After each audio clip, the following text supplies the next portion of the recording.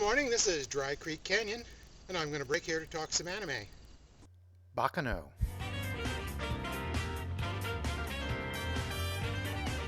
Bakano is a recent light-action anime series. It has a unique storytelling style that's frenetic, violent, confusing, and kind of fun. The story opens with two characters discussing how to best tell the story, where it starts, and who the main character is.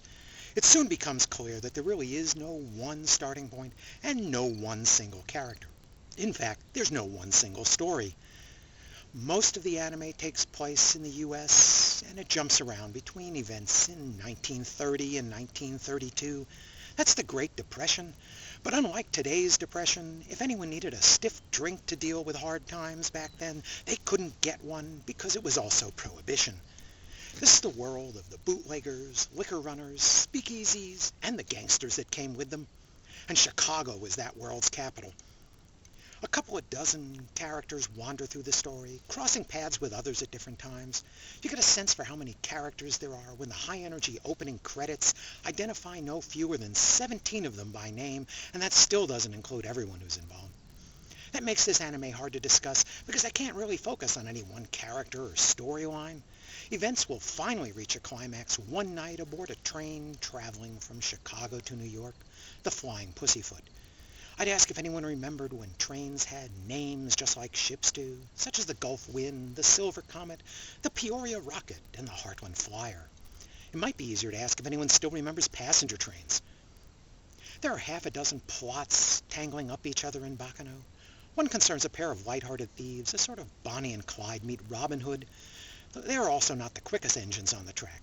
They're using the Flying Pussyfoot as a getaway after robbing the mob back in Chicago, thinking that makes this a train robbery. Some people boarded the Pussyfoot to take hostages for ransom, some to steal a bomb, some to protect a loved one, some to assassinate an enemy, and one just because she loves stowing away on trains. Some characters just like to kill. There's another major storyline that takes place in the streets of Chicago before the train leaves the station, loosely about a search for a serum of immortality, the product of some old alchemy. This involves some of the characters who'll be on the train, and some of the events that happen here will affect what happens on the train. Some of the characters are already immortals. Blow an immortal's head off with a Tommy gun, and they reassemble like Alucard.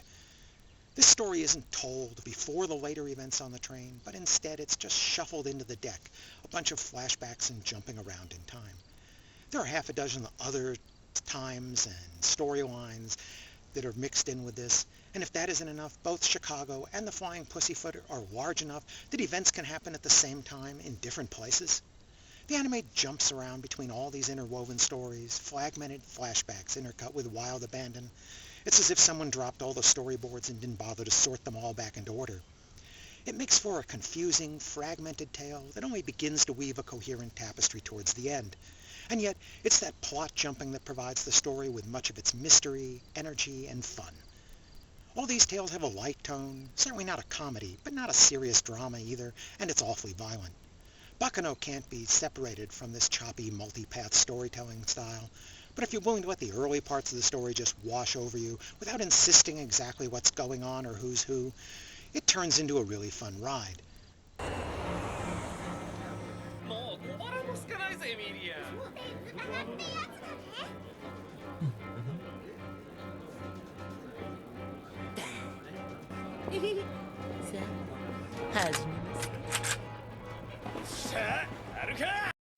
By the way, Bakano is often very violent and bloody.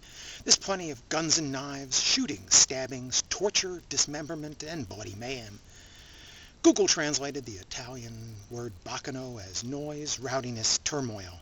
This anime is certainly all of that. I think the title also works as a homonym in Japanese. With over 20 characters sharing screen time, it takes some time to get to know any of them. Figuring out what they're doing will take even longer. But we will get to know a hand of them and come to like a few of them.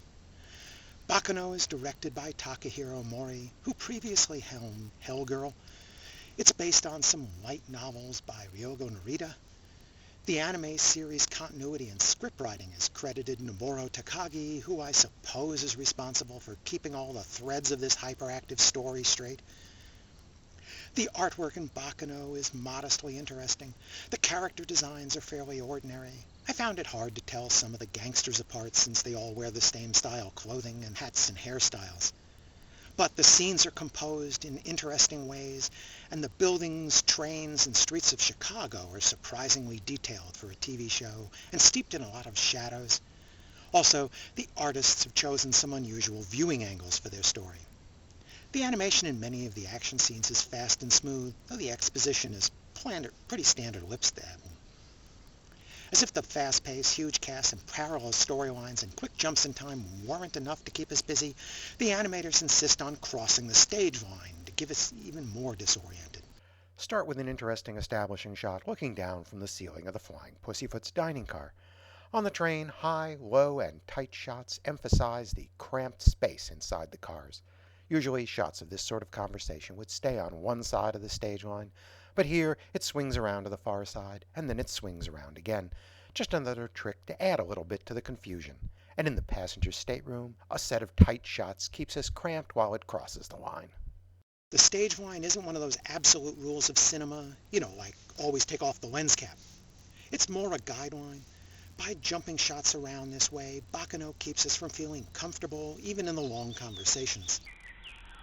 Baccano was pretty careful with its period designs. It probably used a lot of old gangster movies and newsreel footage to get the 30s clothing, cars, and streets right.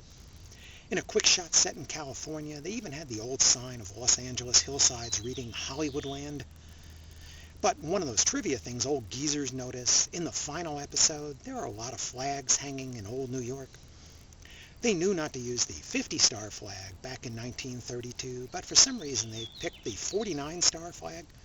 That design was only used in 1959, between the time Alaska became a state and Hawaii followed in 1960. By the way, the 48-star flag was created in 1912 after my Arizona became a 48th state. Baccano's opening music by Paradise Lunch quickly establishes the period and pacing with a jazzy upbeat. The interior music by Makoto Ishimori takes a similar style. I often thought that it was appropriately reminiscent of the Broadway musical Chicago, which was also set during the Prohibition era. Funimation's English dub is interesting. It doesn't play badly when you stick to it. They have changed some of the tone and style of a lot of the voices compared to the original Japanese cast. You don't want to jump back and forth between soundtracks because the different voice stylings give different spins on some of the characters. But at least no one tries to channel Edward G. Robinson or James Cagney. Because that wouldn't be right, see?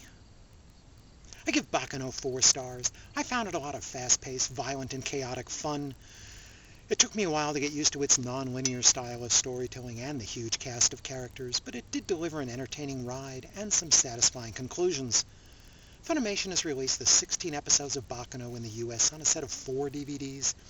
The main story actually runs 13 episodes. You'll figure that out for yourself when you put in the final DVD, and everything seems to be wrapping up just about 15 minutes in. There are 3 episodes of After Story that never ran on TV that are included on these DVDs. It picks up after the main story, though it saves some flashbacks to fill in a few of the characters' backgrounds some more.